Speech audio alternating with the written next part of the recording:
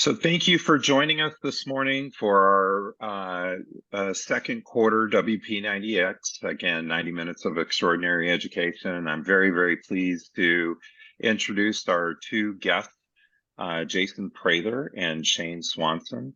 And rather than me go through a long diatribe of their bios, the one thing, the big draw that it was to have Jason and Shane speak is they were the advisors on the Levine case that we're going to talk pretty extensively about today. But I'd like Jason to share just a little bit about his background, hand it over to Shane, and then we'll move through some general housekeeping items and get things kicked off. So, Jason.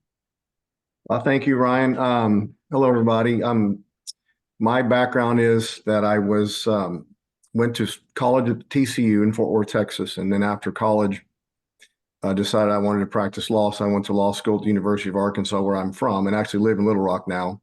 And then I went to SMU for a year and obtained an L.L.M in taxation. And so I was a partner at a law firm in Fort Worth, Texas called Canty Hanger.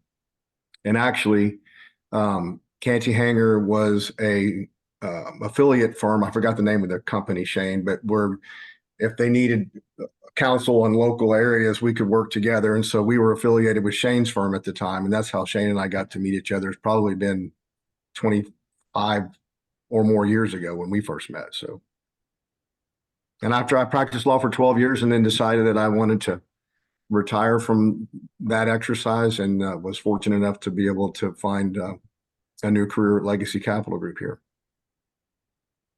And Shane? So I also went to college in Texas at a Lutheran school in Seguin. And then I came to Minneapolis, where I live now, to go to law school at the University of Minnesota. There's a slight error. I don't have an L.L.M. I just have a JD.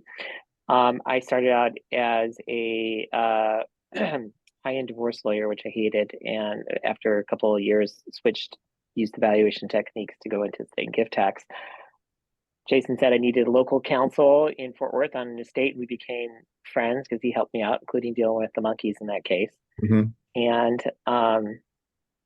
we stayed in touch when he switched to Legacy Capital Group, and he's been a resource for me since I started. And I guess, Jason, it was 24 years ago that I started practice in estate and gift tax last year. So I think I met you right after that. So that's been a long time. It's been a good relationship. Yeah. Perfect. Thanks, guys. So in terms of our learning objectives, the goal is to review split dollar life insurance planning and the ideal client profiles, and see where and if and when it is appropriate, and then look at the nuances of the Levine case and the associated planning and design. And we'll also go through a case study. Jason's going to go through a case study that he's working on currently. In terms of the Q&A, please use the Q&A feature at the bottom of your screen. Do not use the chat function. Whoops. I will be monitoring that Q&A and will interrupt where appropriate. So please feel free to ask questions, and then we'll have additional Q&A time at the end.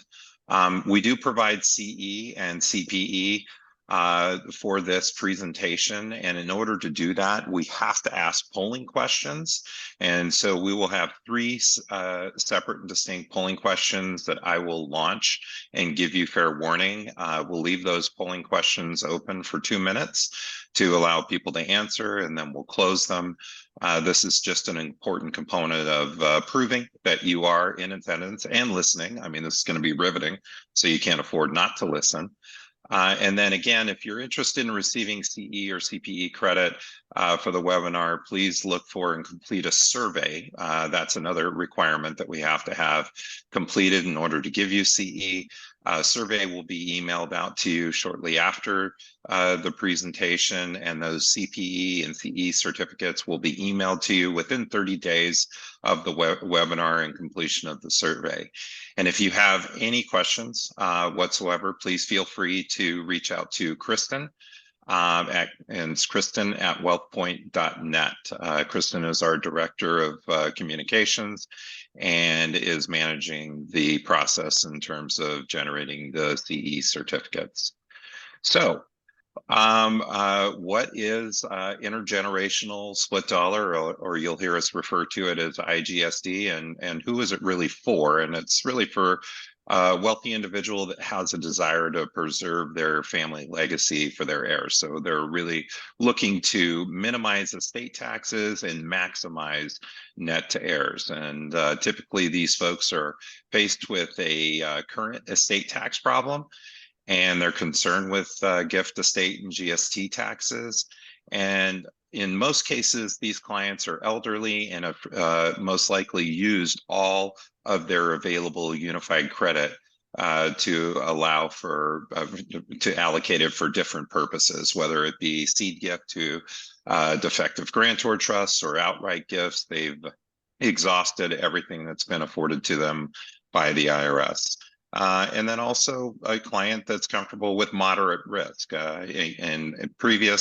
This slide was created previous to the settlement of the Levine case, but there was some uncertainty. I think the Levine case has provided us a little bit more certainty surrounding the tax treatment of the strategy, but the client needs to be comfortable with a little bit of risk. So anything that you guys would add to this?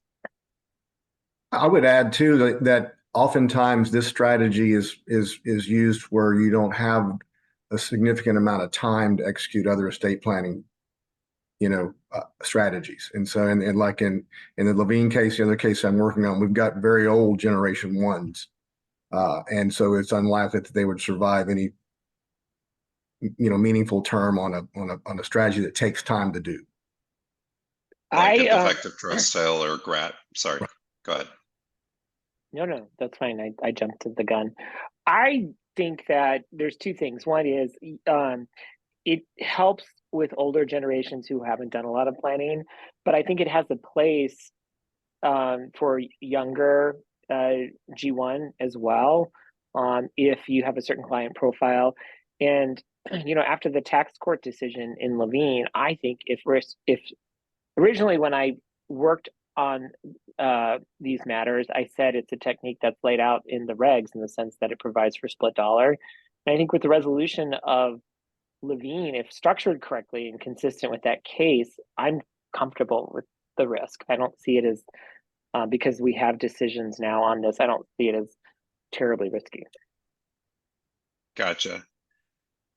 Thank you guys for that. And so when we look at intergenerational split dollar, and this is an oversimplified and more generalized overview of what it looks like. And so we've really got three parties. We have G1, which is usually the grantor or the taxpayer that we're trying to navigate the tax issues with. G2, which ends up being the insured, and so this is typically the child of G1. And then we have G3, which are the beneficiaries of G2, or a generation removed from G1. And the primary objective, again, is to use and utilize insurance leverage to maximize the net to heirs and minimize gift and estate taxes.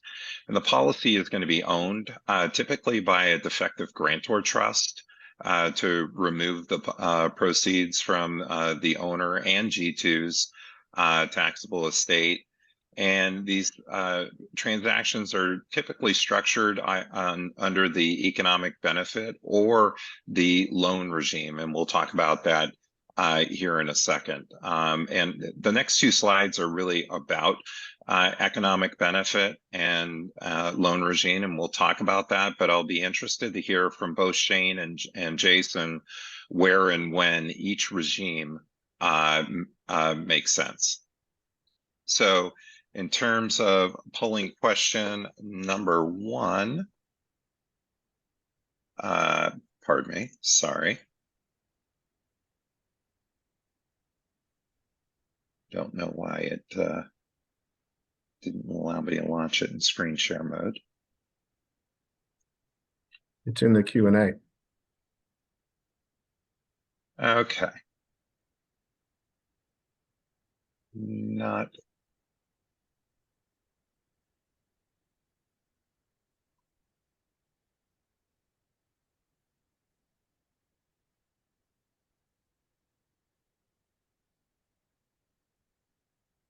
It is not allowing me to go into, there it goes. Okay.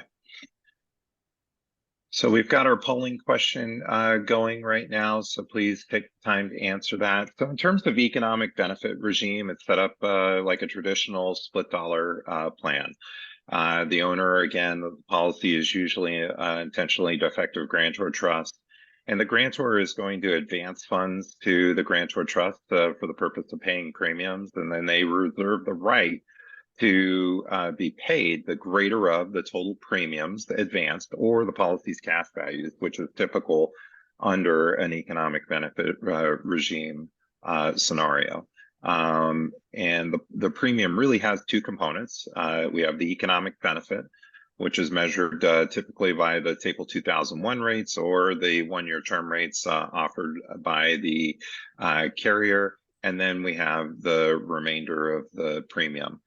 And the grantor trust may contribute the economic benefit portion, or alternatively, it can be imputed as a gift from the grantor. Anything that you guys would like to add with regards to the economic benefit regime? I think that's good. Okay.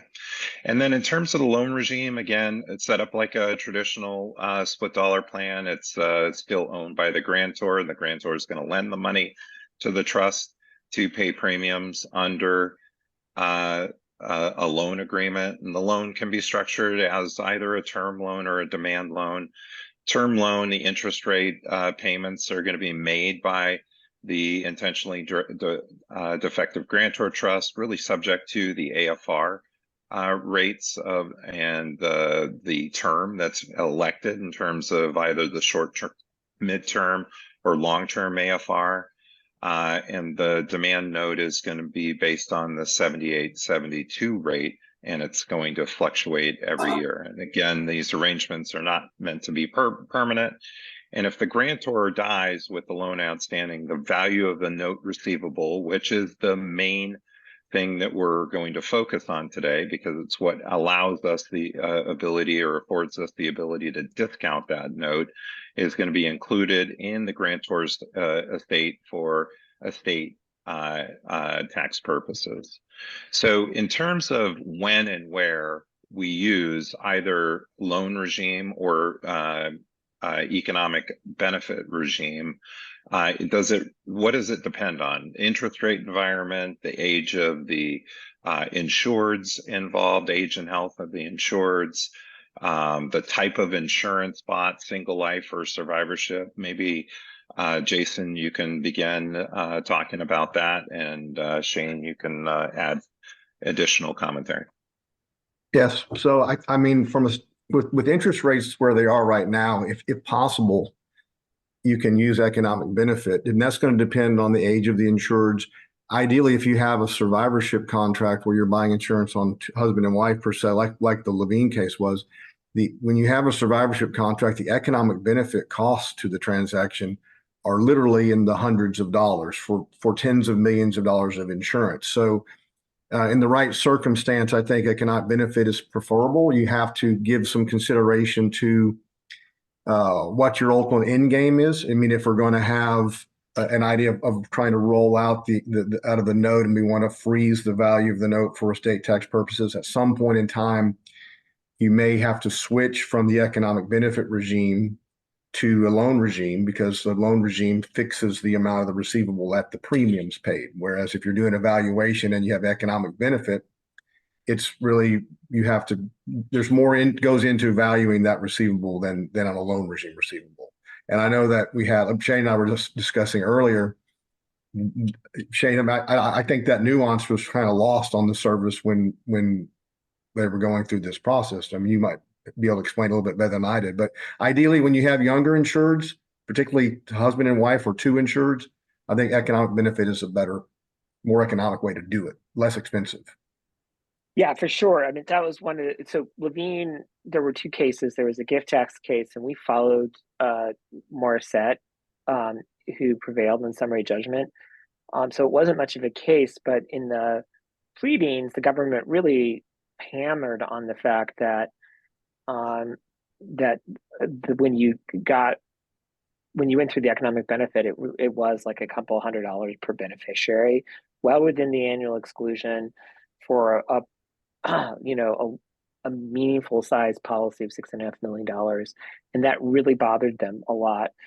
Um, you know, I've always done economic benefit, and we've, you know, I've not converted to interest rate because the case hasn't to interest loan or freezing it, other than by using a charitable gift. And I was surprised, just generally, Jason, to your point about what the government understood.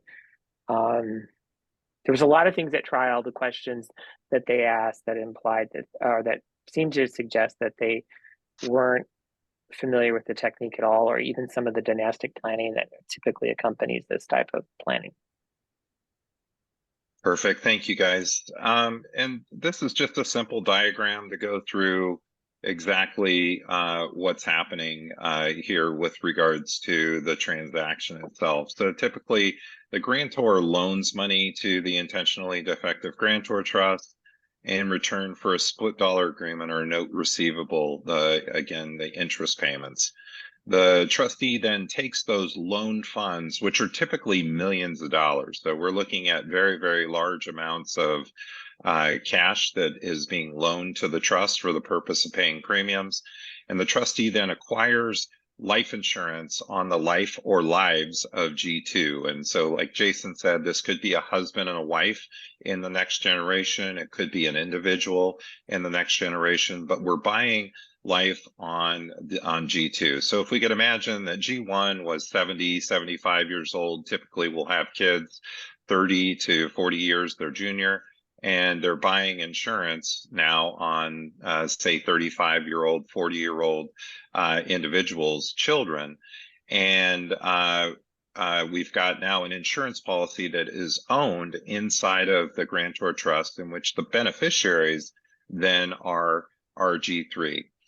And in terms of that note receivable that the grantor has, the reason why we get a valuation discount is it's valuing it based on the note being repaid when when G2 dies. And if we look at the life expectancy of a 35-year-old, that could be somewhere between 40 and 50 years or 55 years in the future.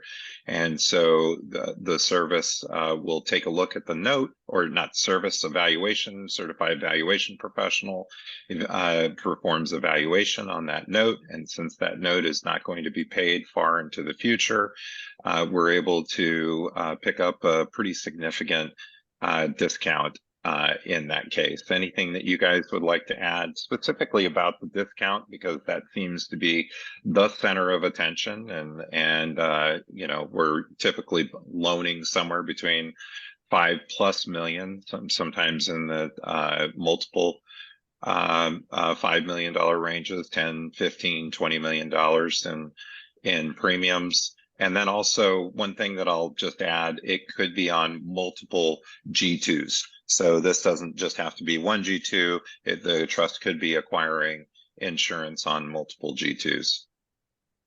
Jason, Shane? Jason, do you want to go, or do you want me to go? Well, I was going to say, Shane, why don't you give a little bit of color on the valuation process in Levine? Because if my recollection is correct, the dueling appraisers, the services appraisal came back with a steeper discount than even the taxpayers, correct?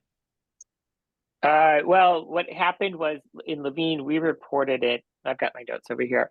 So $6.5 million receivable, roughly. We reported it at $2,282,195, which is a discount of 65%. In the month leading up to trial, the government came in, and they, I was really surprised by this. Their discount was less, but the difference between their valuation and our valuation was $200,000 and we split the difference and stipulate it to the value. So one of the things I think is key to the outcome of our case is that we agreed on value.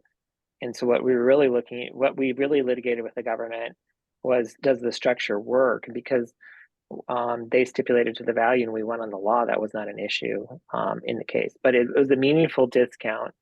And I want to point out something that's relevant to what Ryan said is, Mrs. Levine was 89 when she died, and her kids weren't 35 or 40 years separate. It was more like 20, the generation when people had kids quite early. There's only about a 25-year difference between she and her daughter. So it's a really meaningful discount on a shorter period of time than Ryan illustrated. So there you go. And we have a question. What does it look like when the loan is actually paid back? Where does the money go? Well, I don't want to sort of run your presentation off the rails, but there's a bunch of different ways that you can do it and resolve it. So in my experience, I've never had one unwound, right? So any intergenerational split dollar arrangement that I've stood up, they still exist. And so what do you do with the receivable? Sometimes Generation 2 takes it and uses their exemptions to transfer the receivable to the trust so that it's extinguished. I've had one guy in Generation 1 prior to death donate it to a charity, so that he not only had the estate tax savings, but he also got the charitable deduction prior to death that he was used to offset his income tax deduction. And we've also had it, depending on how the trust was structured, we've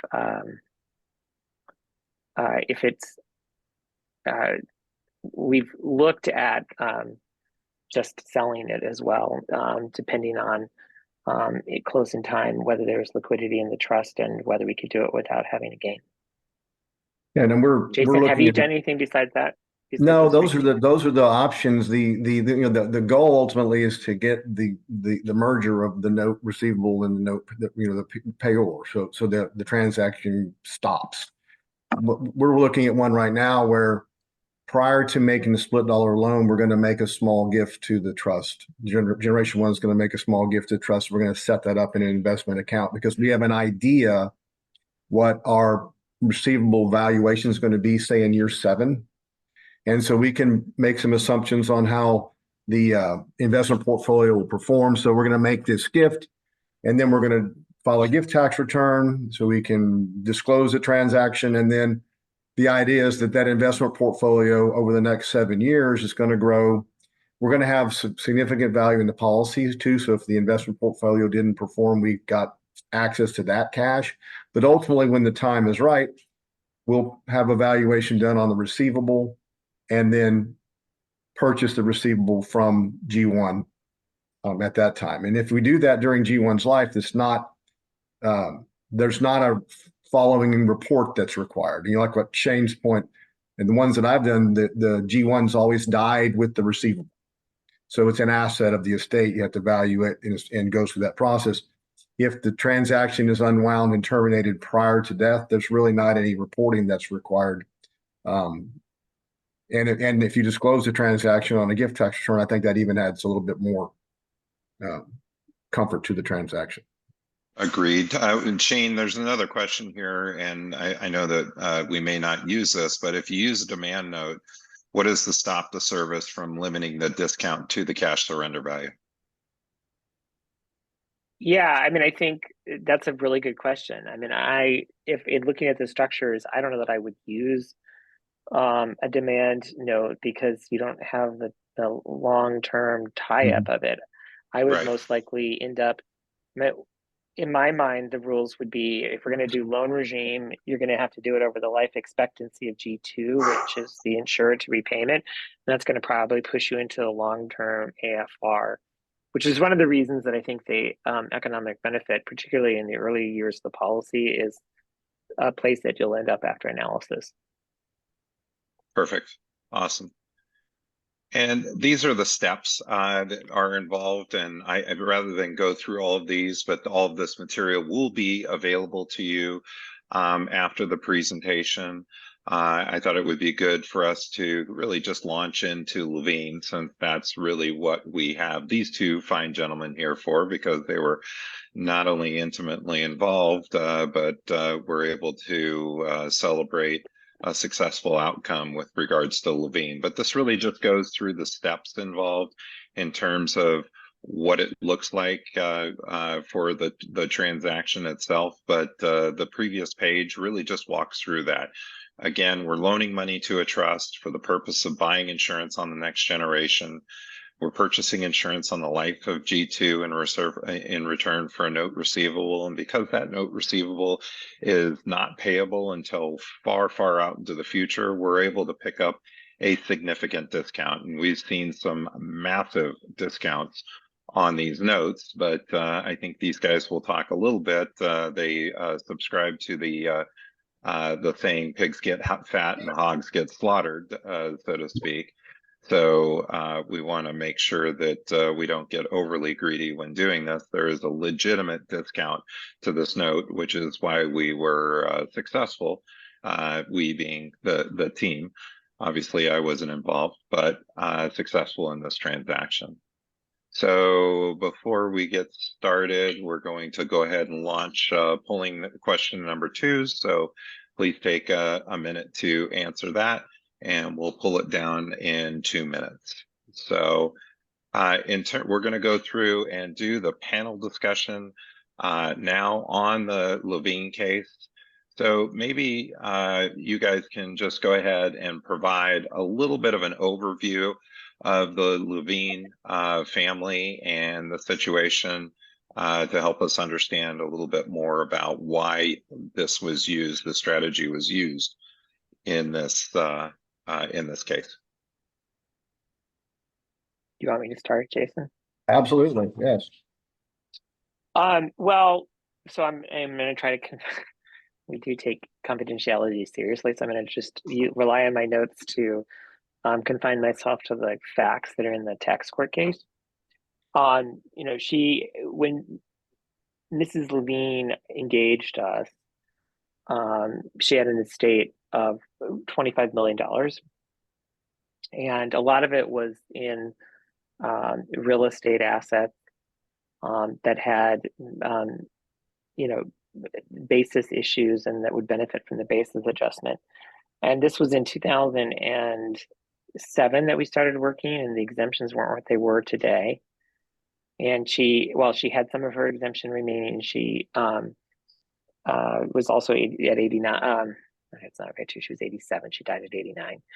She didn't have a long runway to do, and so she hadn't done a lot of tax planning. It wasn't something that she was engaged in, and so her kids were partners with her as well. Her son-in-law and son both worked in the business together, and they also had significant estates. In the case of her daughter and son-in-law, their estate wasn't quite twice, but it was significantly larger than Mrs. Levine's as well. And so they presented as a family that hadn't done a lot of planning, the older generation 1, that had tax issues at generations 1 and 2, and the writing was on the wall that generation 3 was going to have the same issues because they're just incorrigible accumulators of real estate. So the kids did not get along. And historically, they testified to that as on the stand. And we looked at a variety of techniques. In fact, we engaged in traditional techniques. We planned with GRATs, where we had high basis assets. We used QPERTs on homes. We engaged in existing life insurance planning, and we also did annual exclusion gifts. But we needed something that was going to move the needle in a meaningful way. And we were also looking for something that did not necessarily depend on mortality. A lot of the techniques that we talked about, so GRATs and QPERTs, you need to live. Obviously, some of the traditional life insurance planning, you win from an IRR if she dies sooner rather than later. And we wanted something where we didn't have to, wasn't dependent on how long she survived. Would it work if we established it, regardless whether she lived 1 year or 10 years? And in this case, Jason had explored I started to explain the idea of intergenerational split dollar life insurance to me. And this was a case where it presented itself, and it seemed like it was a really good, a good setup. So it wasn't even that we were focused just on G1. We were multiple generations of tax planning in the case could be made with the real estate portfolio that they needed this. So that's the why. And then we pivoted to the how. So I established a dynastic trust in South Dakota with South Dakota Trust Company. That was the intentionally defective grantor trust that's in Ryan's example and is applicable in this case. At outset, the trust was a pot trust for Mrs. Levine's 2 children and their descendants, and it was to remain as a pot trust for until a certain number of years, or until the independent investment advisor decided that it would be partitioned.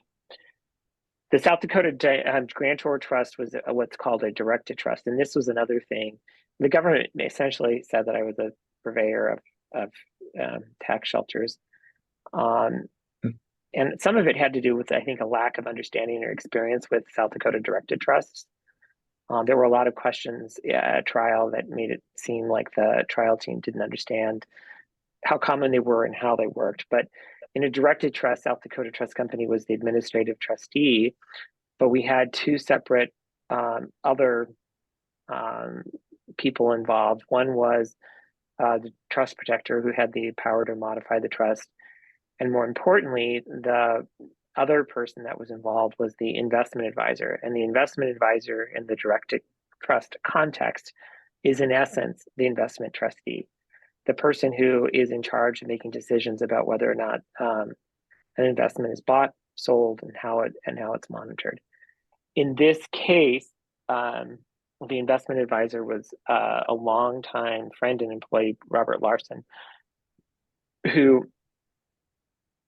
cute story that the tax court highlighted, was a former Marine. His wife was a stylist in the Twin Cities who cut Mrs. Levine's hair, and they became friends, and he was about to take a job in Texas, and instead Mrs. Levine hired him to come and help. I think originally may have been the comptroller, but he ended up being the CFO of the companies. Originally, Mrs. Levine had a chain of grocery stores in the Twin Cities and sold and took that money and invested it in a series of real estate partnerships that ran and operated mobile home parks throughout the country, mostly the Midwest.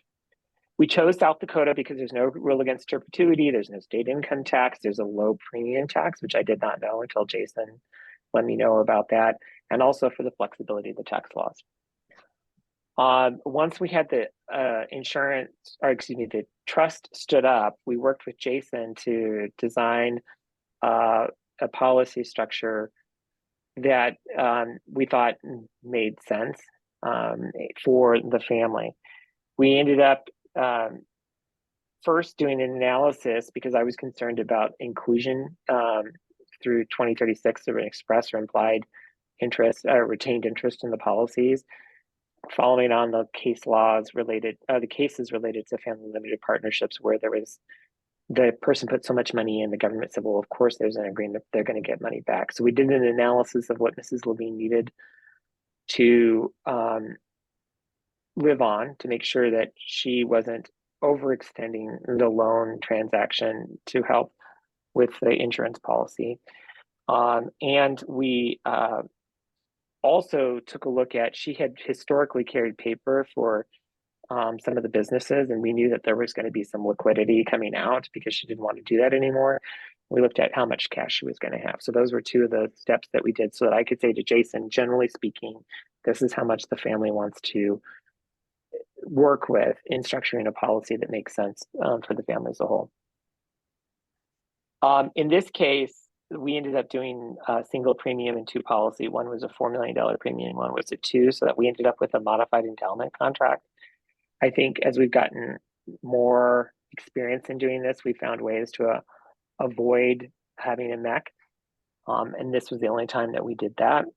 And we entered into, once we had stood up the policies, we entered into the split dollar arrangements with the collateral assignments as described in Ryan's presentation. And under the terms of that, the only way that those could be surrendered would be the joint agreement of Mrs. Levine and Robert Larson, who was, again, the investment advisor or investment fiduciary for the trust for the children. And also her power of attorney too, right? That's right. And so what I'm going to circle back to Bob Larson again. It's a nice guy. Bob Larson is the kind of guy that he didn't get paid to do it, but if it was snowing in the Twin Cities, he would be at Marion's driveway at 7 a.m. shoveling the snow to make sure she could get out. He was just a really, really good guy. So Larson, there was two Bobs, Bob Levine, Bob Larson, so we call it Larson. Also served as the fiduciary under Mrs. Levine's plan. She really trusted him to be sort of the neutral between the two children who did not get along. And so one of the arguments that the government made at trial was that there were, similar to the express or implied agreement under 2036, that Robert Larson, who was her fiduciary under her power of attorney document, would have to act in a way to surrender the policy if Mrs. Levine needed it. And if I was to structure if I were to do this, and say it differently, because I have done the structure, in structures in the past, we have, I've avoided that. I tried to use somebody who was completely different. But one of the things that, the key fact the tax court relied upon in deciding that there was no expressed or implied agreement that they would surrender the policy if Mrs. Levine wanted to do that, was the idea that Larson was, as an investment advisor, a fiduciary under the defective trust. And because the defective trust owed, the beneficiaries were her children and her grandchildren, the court said that the conflict between the two did not mean that he could simply act in Mrs. Levine's interest and surrender the policy if she needed it. And so the fact that he owed a fiduciary duty under South Dakota law to her grandchildren was what saved us from collapsing the technique in that case. Anything? That's the key part that I have. Jason, do you think there's anything else that you wanted to add? No, I think that one thing that's important, because we've talked about it before, when we did design the policy type, because there was some uncertainty as to the end result, how we were going to wind up, is that we really kind of looked at the policies, giving an idea of when this audit process would start happening, with the idea we wanted to have adequate cash values built up in the contracts. If we'd had to unwind it and pay some tax, we had that taken care of. I think that Shane and I both talked, knowing now, looking back, and you have the roadmap of being able to do this, we probably would have designed the policies to be more death benefit driven than they were. But we just, because of the uncertainty of at that time, we were pretty conservative in the design. We have a quick question. Go ahead, Shane, and then we have an audience question. Yeah, I think that I just think that this was the first time I did the transaction, and I think it worked well. And I think in some respects we were also responding to the fact that this was a different type of investment than the family had made before, and having high cash value in that interest rate environment seemed comfortable to them. But I 100% agree with Jason's assessment that we look more at death benefit, because ultimately that's what this is about. Are we talking about if G2 repays G1 during life of G1, is there a discount applied to the repayment? Yes, Barry's question. So, I mean, no. I mean, if you surrender the policy and you repay the loan, or you exit the split dollar, you've got to pay the higher the cash value, or well, it'd be the higher the cash value because it's during assuming that G2 is still alive. But that's to make a distinction between, does the grantor trust have other assets from which they could purchase the receivable from G1? In which case, if the policy still remains in place, then yes, there would be a discount if you're buying the receivable as opposed to unwinding the project. So that's probably what you were asking, but I wanted to make the distinction between unwinding where there's no discount and purchasing the receivable where there would be. In the example that I talked about, it's why we created that separate side account, if you will, to accumulate enough wealth or enough money, and there's where we can value the receivable and buy it so the transaction ends prior to G1's death. Yeah, and in the case where I had the donor who historically had been incredibly philanthropic in the Twin Cities in particular, and he donated the receivable to charity prior to death and generated an income tax deduction. On a discounted dollar, we had hoped that we could buy the receivable back from the charity, but when it came down to it, they couldn't get comfortable with the idea that they basically would lose if there was a premature death at generation 2, so they just held on to it. There's been some. Go ahead. I'm sorry. But in both the donation and in the repurpose approach, or repurchase approach, we were working off of discounted values. Sorry, Ryan. So in terms of the type of insurance, Jason, you touched on that a little bit, and it was really, we want something that's high cash value, just because of the nature of the transaction. But in some cases, we're looking to maximize the death benefit. What really helps to govern the policy design itself? Because essentially, we're trying to discount a large chunk of assets by, say, 70% plus. In order to save the estate tax on that amount of money, especially on these elderly clients. But what really governs the policy design, and what type of insurance, meaning whole life, index universal life, what is typically used in a intergenerational split dollar design? Well, I think that a couple of things go into that thought. So if you remember in the Levine case, because it was new, it was kind of unknown, we really wanted to focus on having some cash value in there. So that's if you're buying death benefit, and you want to use economic benefit, then ideally you may want to design a policy that's going to take a little bit longer before you get into an equity position in the policy, because you got to make a decision to switch from economic benefit to loan regime so you can lock in that lower value, right? So all those things kind of go together. Certainly, if you can use second to die coverage, you're going to get a lot more bang for your buck. And if you're buying this for death benefit purposes anyway, that's really where you want to focus. And so the longer I can keep economic benefit in place until I roll out, either during the life of G1 or after, that's, I think, a good consideration.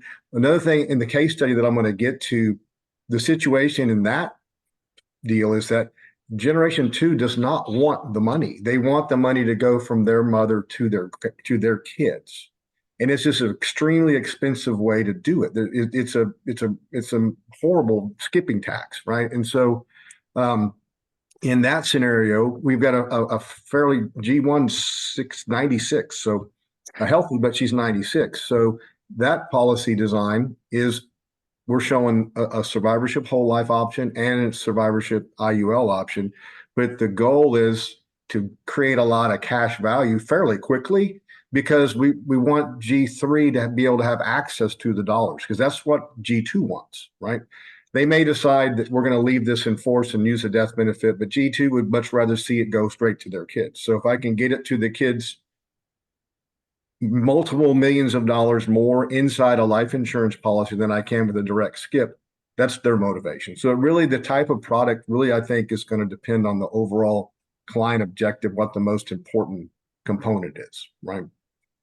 The one, the case that we'll walk through, the one that if we were looking, if death benefit was the bigger deal, we would design a policy a little bit different, but it's really kind of like an alternative to a direct skip. Gotcha. Yeah, I think that you're going to have as many answers to that in some ways, Ryan, as you have clients. But the one thing I will say, the government again made the case that we were sort of peddling tax shelters, but they subpoenaed my former partner at my old firm to testify, and I testified as well. And at the time, I think we'd only done 5 of them between the 2 of us, and 4 of them were mine. A lot of it is finding the right situation for it, and every single one that we've done, I think in the approach, the clients were motivated by the estate tax savings, but when they understood the long-term sort of way that it integrated with their plan, they appreciated it simply for the planning technique itself. And a lot of them were concerned not only about estate tax savings, but also, if structured correctly, insurance can provide really fantastic IRRs on an after-tax basis.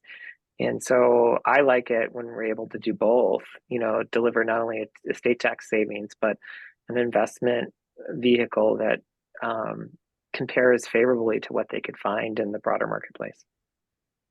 And that really goes, Mark Winter has a question, are the policies still in force or were they surrendered on the Levine case? And he had a follow-up question, did she die with the agreement intact or was it unraveled before death? So. Well, I'm limited to talking about the things that are under the public record. And at the time of the tax court case, those policies remained in effect and also were unraveled. And just generally speaking, beyond Levine, because they're named in here, for the clients that I haven't named, every other policy that I've ever done from an intergenerational split dollar remains in force. Nobody has unwound it. They really have entered into it not only just for the estate tax savings at generation 1's death, but just for the long-term benefits of the plan as a whole. I think that's important to note because there's estate tax benefits. So there's some tax motivated decisions that are being made. It's a reason to do it, but there's also all kinds of non-tax motivations, like to Shane's point. It's a good place to put your money. It helps create dynastic wealth. It can be more effective than a direct skip. So if you look at family dynastic planning, there's an estate tax benefit, but it's almost ancillary to the value that ultimately flows out generationally. Where I think people were getting in trouble with these transactions, when you look at it at its core, it was simply to get around gift tax. Yeah, and I think that short-lived, surrender the policies, pay the receivable off. Those are, I think, where you can look and say there's no motivation to do this transaction other than to save some tax. I'm going to try to get to the right sheet. I can't remember if it was Cahill or Morissette, but in those cases, there was no stipulation as to value. And it was clear that the policies were going to be surrendered at some point. And therefore, they won on the law. I think it was Morissette. They won on the law, but they lost in valuation because they made it clear that they were going to unwind it. And in our case, we were able to sort of honestly testify that it wasn't just the device to lower the taxes at Mrs. Levine's death. It was a long-term strategy. And, obviously we have the opportunity to plan with the receivable at generation 2's level, but that was one of the cases we made both in the materials when we were talking to the Levines about it at the time. And also I testified to at the tax court is, a $6.5 million receivable in Mrs. Levine's hands valued at $2.2 million in her children's hands received a basis step down. So if, it had been unwound and the cash paid out, at that point, we were locked into, best case scenario capital gain treatment between the valuation at Mrs. Levine's death and the surrender part. The moment of surrender the value is what I meant to say, excuse me. Gotcha. And Jason, we have another question, might be a good one for you. If you use a policy which will continue to accumulate cash value like survivorship whole life, and the ultimate repayment is the greater of premiums or cash value, how's the calculation made by the service? In other words, what is the interplay between the long-term rising cash values and the discount for future repayment? Well, that's kind of goes to the point I made earlier. If you're going to unwind this transaction, ideally you want to have it out of the economic benefit regime if you can, unless you're in economic benefit regime and you're well below any sort of equity in the contract, right? And so ideally, when either you're approaching that point in the policy, it's time to give some consideration to switching it to loan regime. Okay. Because you don't want it, because then that makes the valuation process much simpler, because you basically have a fixed amount of money that's due and payable at some time in the future. You don't have to get into assumptions and what the cash is proposed to grow to and so forth, which would be very complicated. In our case, like we were economic benefit, it never got switched. We were below or right near the equity position, if I'm not mistaken. But I think that nuance was lost on the service, because it was they were seeking just to basically pull all the premium back into the estate. But in the designs that I'm showing now, when I have, G2s that are in their 40s, we want to do economic benefit because it's literally hundreds of dollars. But when we get equity, we switch to loan regime and think about trying to exit the transaction when we can. Gotcha. I mean, we appraised it, and they took into account what the cash value might grow to over time. That's what business valuators do, and you're going to have appraisals anyways to support the estate tax return. So, I mean, I agree it makes it much simpler, but it's not impossible. And one of the things I think helped us is we had really good valuation people who both at the estate tax return and the trial court level, two different people who valued it and did a good job of valuing it. And then can I follow on to the next question on this? I think the whole point of why they get a discount is G1 doesn't get paid back. They die owning the receivable. And then they leave that receivable to generation 2, or it gets sold or donated to charity. So the reason that you generate the discount is because G1 doesn't get paid back. The benefit from the estate tax perspective is if they're owed $10 million and they can't collect it for 25 or 30 years, that $10 million becomes $3 million or $3.5 million, and therein produces the estate tax. The question in terms of how it's unwound, we touched on earlier, which is it donated to charity? Is it sold to the trust? Or is the policy unwound? And then that's going to depend on the circumstances of each individual case. Yeah, I think a key component that shouldn't be lost in this discussion is that the fact that once you've seen one IGSD case, you've only seen one. They're all going to be different depending upon the family dynamics, the age and health of the insureds, when the transaction ultimately terminates. But I think a good follow-up to that is most of these, you're having G1 die with the transaction intact and the liability currently outstanding. Is that a correct assumption? That's right. Okay. And to Mark's question, in Levine, it was 65%. So is 65% the discount percentage that you guys used, and then the service? Did I understand that correctly? The service came in, and their discount, their valuation was actually a deeper discount than what was yours? No, it wasn't deeper. It was very close. We were $200,000 apart, and we split the difference. So you ended up getting a little deeper discount than what you had originally taken? No, it was a little bit. I was mistaken about that.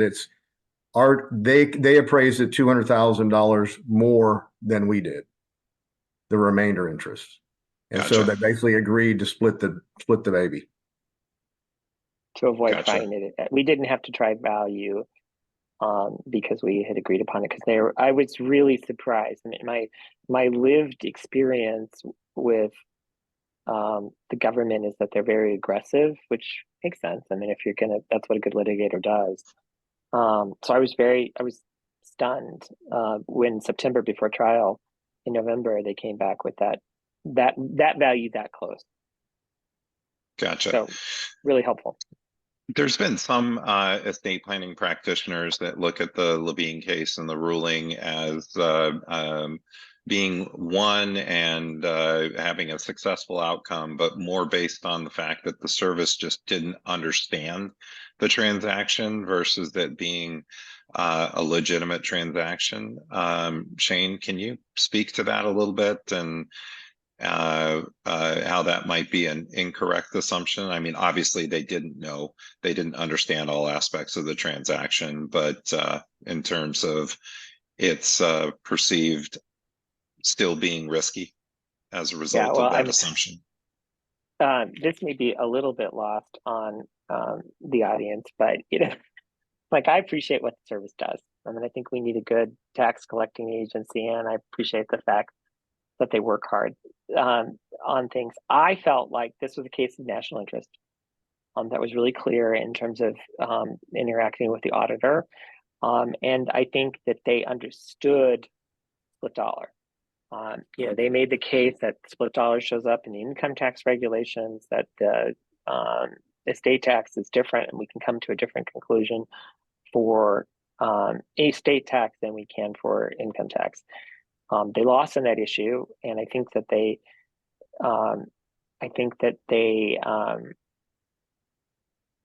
understood that component. The part where I don't think they understood the transaction, quite honestly, had more to do with I don't think they understood South Dakota directed trusts and the duties and sort of the interrelationship with the fiduciary duties. Well, and that really was clear from the testimony. And I don't want to say that that's the service as a whole, or perhaps the trial team. The lawyer on that was Randy Eager. I've litigated twice with him. I was the planner in the Grieve case as well. So I've had multiple cases with him, and he's a bright man. But I just think they were focused on the income tax side. I don't want to overdo it. Pride cometh before the fall, but I feel like if Levine gives me a lot of comfort. Levine was relatively small compared to a couple of the other transactions that I have out there, where we've got, probably $20 million of premium or more, and over $100 million of life insurance out there. And I feel like because we've structured it in a way where there's a distinction between the fiduciaries, and we're sort of following the rules, I feel very comfortable with it. And the biggest thing that I think that my key advice on all of this is don't do this to generate an estate tax discount. Do it because it makes sense and also generates the most significant estate tax discount that I've really seen in a lot of my planning. Where I have real estate entrepreneurs who need to die with an asset to get a basis adjustment, particularly if it's before the first death, where you get a basis adjustment anyways, or where we've got a business succession in excess capital, even if we have capital to pay the tax, where there's plenty of money, but we've got generation one who's got excess capital, and there's only so much planning you can do, and you've got a taxable estate of generation two. Really, really nice planning opportunity where there's significant wealth. So, I'm reluctant to be critical of the government at all, and I have a lot of confidence in this technique and look to use it where I can. I think that's an important point that you just made, because we find a lot of elderly generations that have a sizable estate, and typically when we're talking to them about insurance planning early on, there's this thought or theory that we have plenty of liquidity, so why buy the insurance? And then this really becomes a great fact pattern when you have a highly liquid elderly person to be able to, and their prioritization is the reduction of taxes. This intergenerational split dollar becomes a fantastic option to not only reduce the size of the taxable estate, but more importantly, Jason, to what you talked about earlier, it ends up being a great multi-generational wealth transfer strategy. Mm-hmm. Correct?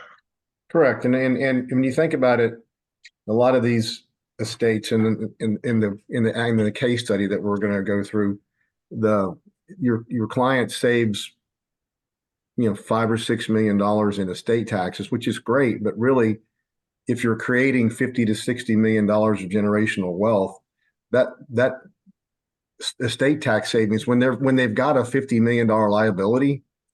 It's ancillary to the transaction. You know, it's nice that it's there, and it can be a motivator. Depends on the circumstances, but there's a lot of non-tax reasons to do it, and I kind of look at like the estate tax deduction is just an additional benefit to the transaction. But Meaningful, Gotcha. but an add-on. yeah, meaningful, but it's not the driver necessarily of, like what Shane said, do this transaction because it works well to create dynastic wealth. You will wind up with a very large estate tax deduction as a result of it. We had another quick question I'll answer with the higher gift tax exemption amounts. Does it make it only appropriate for estates above 24 million?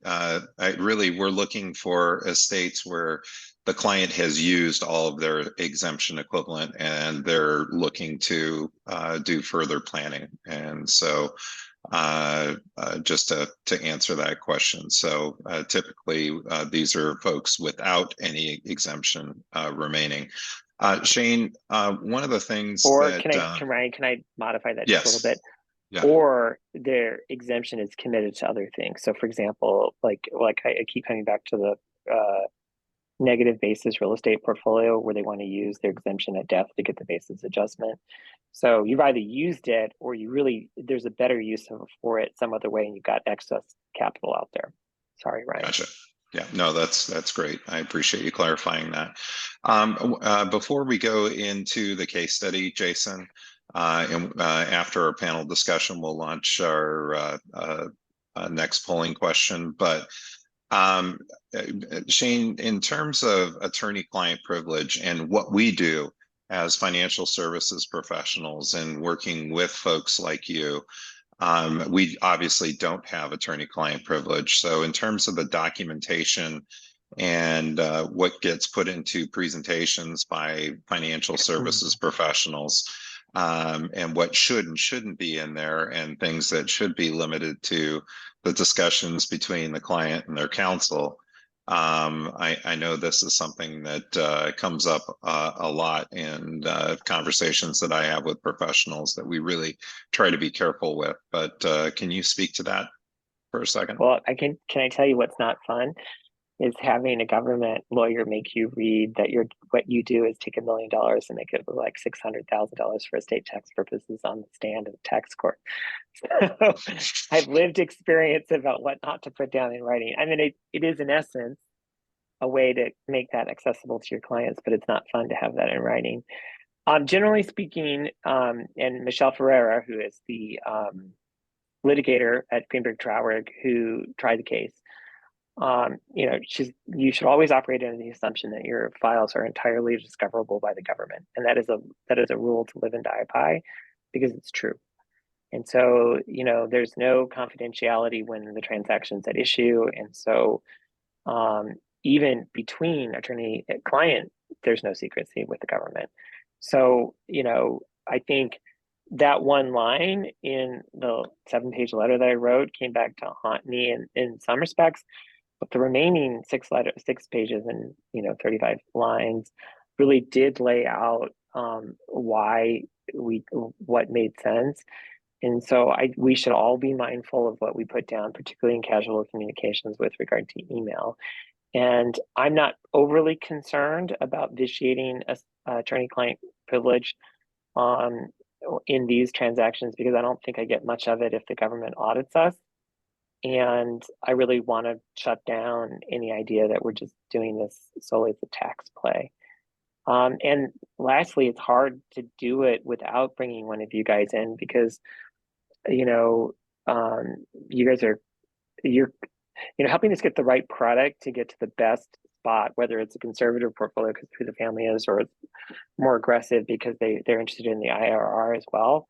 You've got to have somebody that's in your chair as a key partner. And I think that's one of the reasons I keep coming back to Jason, because he helps us get the investment side, the insurance side right for the families. Gotcha.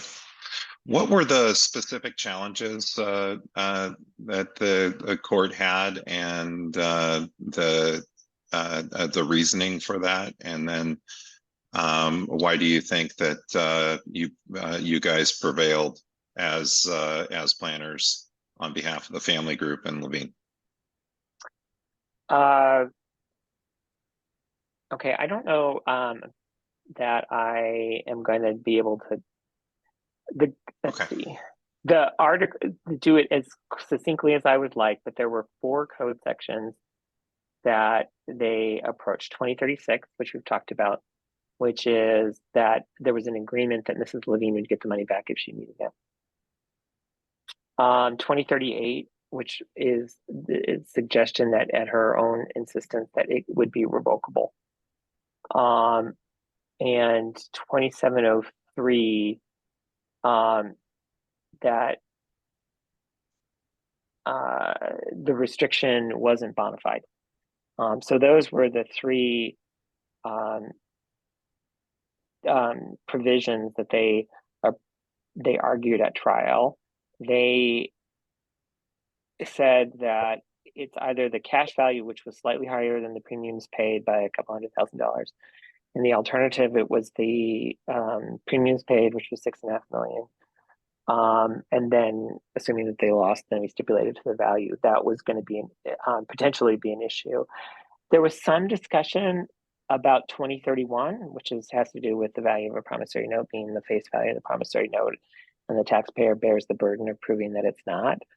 But again, because we stipulated a value, that ultimately was not tried. So those were the 4 theories and the alternative the government put forward. Wonderful. Okay, we're going to. Sorry. We're going to go ahead and launch polling question number 3. And Jason, anything that you guys want to add on Levine or thoughts on Levine before we go through the case study that you've got prepared? I don't know. I just think that, I mean, I want to, reiterate, I think that the result of the case shows that Shane was extremely thoughtful and looking at all potential areas of risk with the transaction, and it just worked out, phenomenally well. I think it's like it's basically set a roadmap for other people to be able to, utilize this strategy. So it was great result. So we're going to go through this case study. Hopefully you all can see my screen. I'm going to zoom in a little bit on this. Attempt to, anyway. Yeah.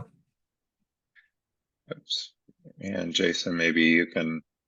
Yeah. So go. Yeah. So this is to my point. This is the example that I talked about where our G1 is pretty old, it's 96.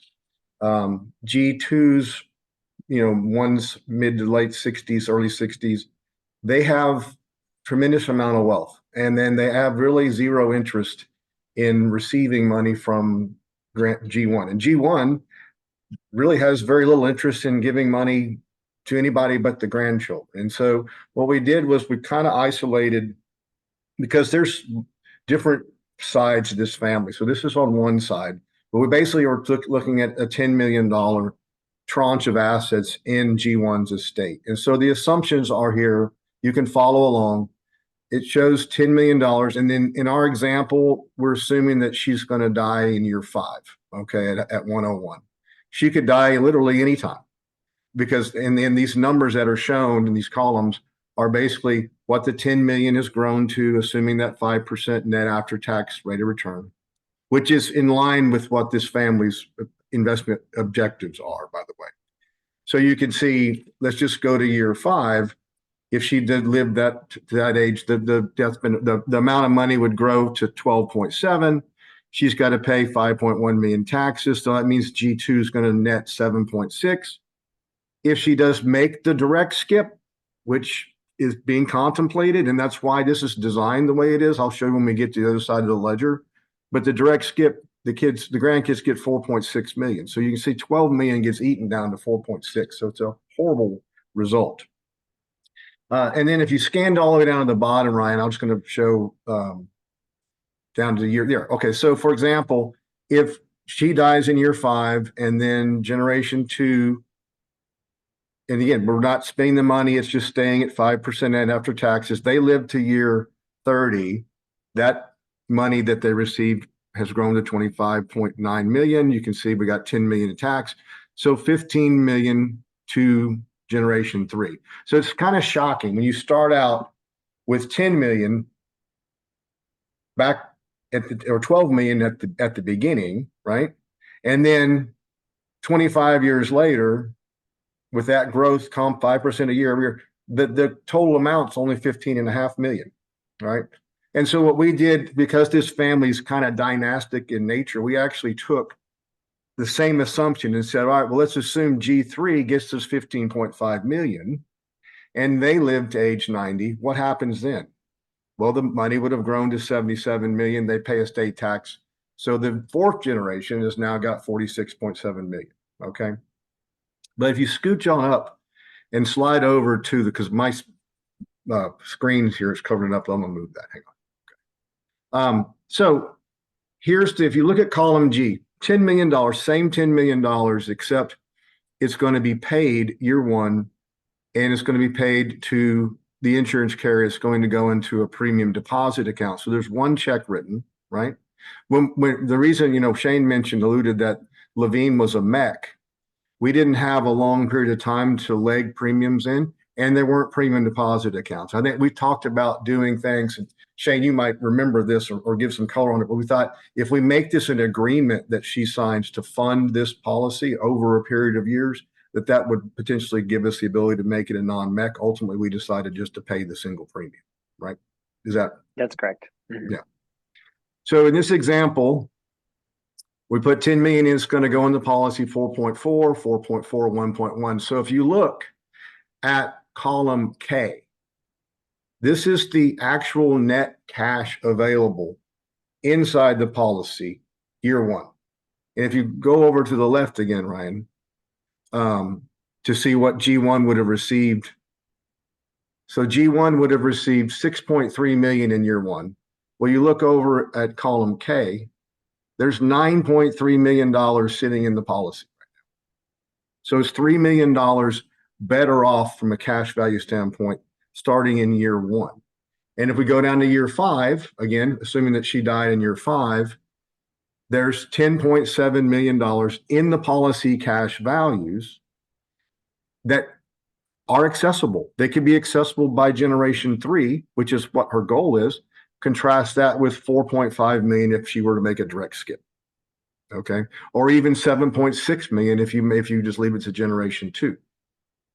Again, the motivation in this is because it's the goal to have G3 have access to the money, right? And so G2 doesn't want it, doesn't need it. It creates more complexity in their own estate plan. This allows us from the first day this transaction is implemented to have more money for G3, and it's inside the policy. It's going to continue to grow tax-free as long as it's inside the policy. They may not use it, but if they wanted to have access to it, they could. It does purchase $52 million worth of life insurance, as you can see. And then again, we're assuming in this example, a $10 million note receivable with a 70% discount. So we have a tax to pay of 1.2 billion. Okay. And then if you go on down to follow up on that example, if you're thinking dynastically, right? If we keep the policy in force, when G2 dies, $52 million is going to G3. If that $52 million that G3 owns grows at 5% a year, G3 dies at age 90, you can see the massive difference between what's received by generation 4 compared to leaving the money outright to generation 2 or generation 3. So this family has, I believe, a lot of large properties that are very important to them, and they're very long-term assets. So I think that they're looking at this transaction as a way to kind of hopefully endow those properties for the family, to maintain them, keep them up, coordinate, help transport family members to and from these properties. But if you look out to the far left, you can see, I'm far right on the column, I'm sorry, Ryan. we just kind of have a net difference in value, right? So the benefit of doing this transaction over leaving the money outright, you can see it's a huge amount of money. And also this 30.66 number here in year 10, that's the rate of return that they would have to make on the money received by G2 to equal that amount, right? So this family is targeting a 7% taxable rate of return on their assets, about 5% after tax. You can see that this is a humongous rate of return relative to what their goal is. Or pre-tax equivalent yield, and using a very conservative tax rate of 25% of 44%. So Right. It really is about multi-generational estate and gift tax leverage, and especially if you have large family groups that are looking to not just from one generation to the next, but multi-generational planning. It makes a big difference. Correct. And in this product is an index UL policy. They asked us to kind of look at 30-year horizons, and so the policy actually has a guarantee to year 34. So it's even beyond, assuming no performance, the results are guaranteed beyond longer what their horizon that they asked us to consider would be. So it's again, I think to Shane's point, with Levine, the transaction, if you follow and implement it properly, very effective way to move significant wealth and do it with pretty minimal, moderate risk associated with the performance of the asset. Anything that you'd like to add, Jane? No, I don't have anything to add. I'm fascinated lately with something, so I want to ask a question. Could you combine this with private placement life insurance planning too, Jason? Yeah, I think you could, but that idea, you don't have as much delta between the death benefit and the cash value. Okay. So you're going to need to be probably in a loan regime environment pretty quickly, okay, which may not matter, right? But it is, I mean, private placements, you're going to have, Well, I'm thinking about it like with people who are like in the stratosphere. And, we think about this in terms of generation 1 insuring generation 2 and benefiting generation 3. But with people who are in that sphere, you could, in theory, have generation 1 insure generation 3 and benefit generation 4 because it's long-term capital. I don't know that you're going to get much of an additional, and it's hard to go past 70.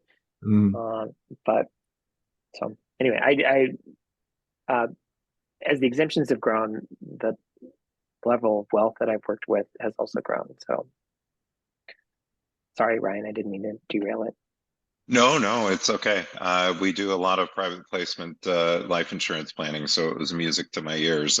There is that difference, obviously, that delta that Jason talked about, but it really depends on the case and the client. And I think it really goes back to that original situation. Once you've seen one high net worth family group, you've seen one high net family group, and it's important not to go in with some sort of canned idea or sales approach, but really look at the overall dynamics of the wealth, the family relationships, and most importantly, their goals and objectives before you just go in and throw an idea up against the wall and see if it sticks. This can be a very, very useful tool for the right fact pattern and the right family group and the right context, but making sure that you keep in mind that we need to be cognizant of the overall family objectives before we suggest implementing a specific strategy.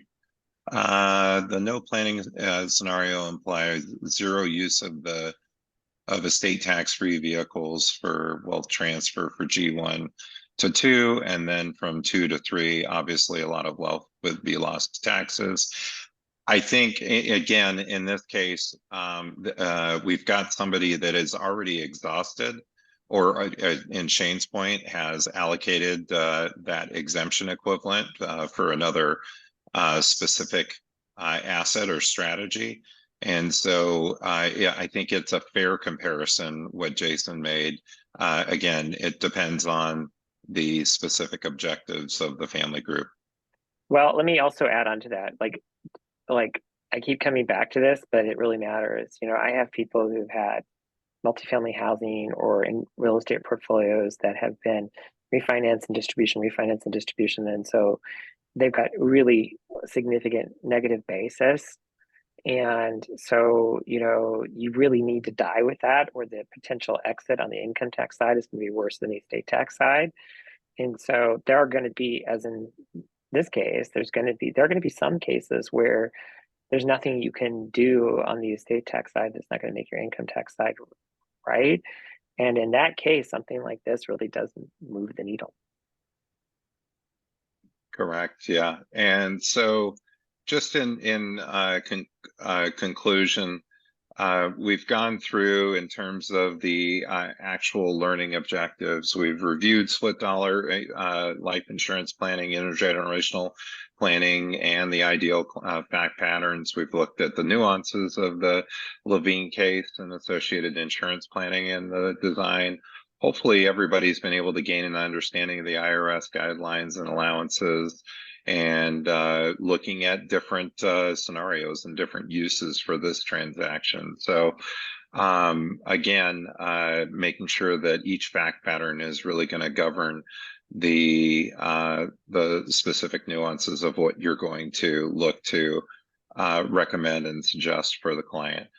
We're going to go ahead and open it up for the next few minutes. If there are any other further questions, again, please use that Q&A chat function. Secondarily, again, make sure that when you get the survey, if you're looking to get CE credit for the time that you've spent during this presentation, please complete that survey, because that is one of the things that is a requirement.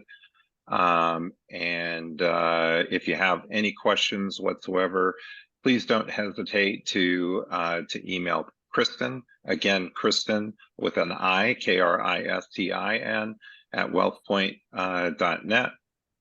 And we would be happy to set up individual calls with anybody that would like to do that. There's another question here. What is the max amount of life insurance benefit that you think can be bought? I think, Jason, that's going to really be governed based on capacity, how much insurance the next generation G2 is already purchased, and the amount of premium loan that we're going to utilize in the intergenerational split dollar transaction. Anything else that you would add to that? I think that's true. And it's going to depend on a myriad of different factors, individual, single life, what's in force already, what you want to do. But I mean, there's going to be a finite amount. I mean, I don't know that, and then financial reasons and so forth. But I'm trying to think of the most I've heard. I saw Nanny was on there. You might ask him. He probably has a better idea than me. Yeah, I think it's relatively speaking, it'll be somewhere between 250 and 400 million is the total amount that can be purchased. We've seen in some cases where amounts have exceeded 400 million, but that's really buying a lot of insurance. It's very integrated and coordinated in order to manage that capacity to get to those higher amounts. But we've been involved in some max capacity cases, and they're very, very complicated. And you're talking about max capacity on family units, not 400 million on an individual, right? So husband and wife, we've seen, but that's using a lot of alternative markets and everything else to get there. But generally, 250 to 300 million seems to be kind of a good rule of thumb, and if you're working with the right professional that has access to all the alternative markets and what have you, you could get it a higher amount than that. Any other questions that we have? If not, we're going to go ahead and wrap it up. So I just want to extend a very sincere thank you to Jason. I know you're traveling, so this was a little bit of chore to get this fit in. And Shane, thank you very much. We really appreciate the valuable insight that you were able to give us specifically on the legal matters that pertain to the Levine case itself. I appreciate being asked, so thank you both. Yeah. All right. Thank you. It was Wonderful. fun. All right. Thank you, everybody. We will look forward to seeing you on our next WP90X. Please look for the save the date that will be coming up. Kristen will be sending that out shortly, and we're working on finalizing our topic. So unfortunately, we can't announce it just now, but I promise that it will be something that is very educational, inspirational, enjoyable, and informative. So without further ado, thank you again for attending today, and we look forward to seeing you in the future. Yep. Thanks, Ryan. Thanks, Shane. All right. Yeah, Good to see you. bye, guys.